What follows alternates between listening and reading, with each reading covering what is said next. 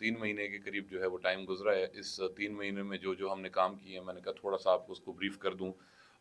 جناب سب سے پہلے تو یہ تھا کہ جو میری سوچ تھی وہ یہ تھی کہ جو کام میرے سے پہلے جو پریزیڈنٹس کر چکے ہیں، غوری صاحب تھے، اس سے پہلے جو ہے محمد دین صاحب تھے، رضوان صاحب تھے، فتح صاحب تھے، جو جو انیشیٹو ان کے دوروں میں لیے گئے اسی کو ہم تسلسل سے لے کر چلتے ہیں.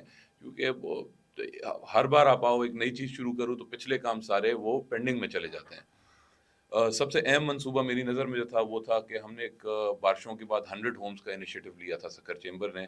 اور الحمدللہ تھوڑا مشکل اس وجہ سے تھا کہ کیونکہ یہ ہمارے ذاتی پیسے نہیں تھے، ڈونیشن کے پیسے تھے، تو بڑا طریقے سے اسکروٹنی کے ساتھ ہمیں ایک ایک روپیہ خرچ کرنا پڑتا تھا. لیکن آج ہم پریکٹیکلی یہ منصوبہ عملی طور پہ یہ میرا خیال ہے کہ شاید اینڈ اکتوبر میں اس میں کام شروع ہوا ہے اور 20 گھر الحمدللہ ہم فلی کمپلیٹ کر چکے ہیں اب تک. اور کوشش یہی ہے کہ انشاءاللہ اگلے ماہ کے اندر جو ہے مطلب بائی فیب اینڈ ہم تقریباً 20 اور کر لیں. تھوڑا سا سست تو نہیں کہوں گا لیکن تھوڑا سا سلو اس لیے کہ وہی چیک اینڈ بیلنس بہت زیادہ ہے. کہ مطلب یہ اس طرح نہیں ہے کہ جی میں نے فیصلہ کیا کہ فلاں کا گھر بنا دو، فلاں کا گھر بنا دو اور وہ گھر بن جائے. ایک پوری باقاعدہ کمیٹی ہے، ایک انجینئرز کا پینل ہے، وہ سروے ہوتا ہے، ممبر اس کو انڈورس کرتے ہیں، ری چیک کرتے ہیں. لیکن اللہ کا شکر ہے یہ کام ہمارا شروع ہو گیا اور 20 گھر ہم لوگ کمپلیٹ کر چکے. اور امید یہی ہے کہ انشاءاللہ یہ 100 کا ٹارگٹ اللہ نے چاہا اور لوگوں کا سپورٹ رہا تو یہ 100 کا ٹارگٹ ہم پورا کریں گے.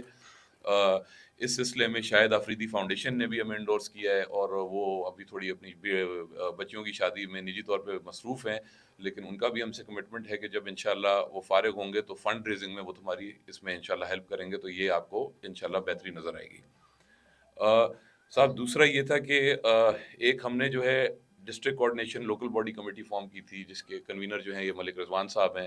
اور یہ بھی چیمبر کی ہسٹری میں پہلی دفعہ ہوا ہے کہ جو لوکل گورنمنٹ کسی بھی منسٹری نے، اور خاص طور پہ لوکل گورنمنٹ جو کہ شاید سب سے اہم ترین منسٹری ہے، اس نے ایک چیمبر کے نمائندے کو، ہمارے فارمر پریزیڈنٹ کو باقاعدہ وایا نوٹیفیکیشن منسٹر کا جو ہے کوآرڈینیٹر بنا دیا ہے.